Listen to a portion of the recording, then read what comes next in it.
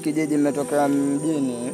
Karibu, lakini leo kijiji chetu kuna matatizo ya ubakaji na udhulumaji. Sasa chunga huko endako.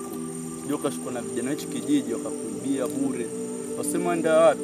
Naenda hapo kwa mzee Athmani. Asa basi. Maana alikuwa mgonjwa hivi.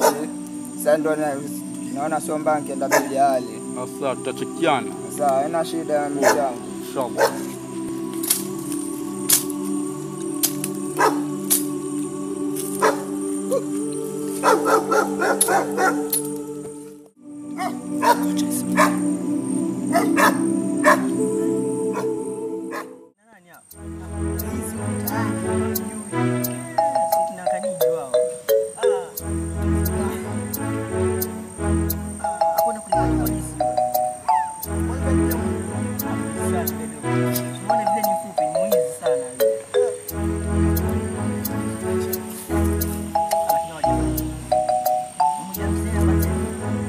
Barizani vijana.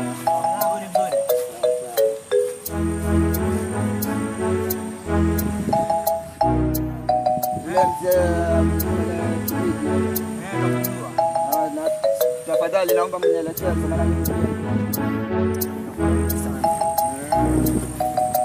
ana shida mwenyewe tu ana vijana. Naitwa Ali. Na yeye mwingine. Mimi naitwa Abraham. Athmani. Twende bado kidogo tu tufike. Sasa sema nyumbani kwenu wapi?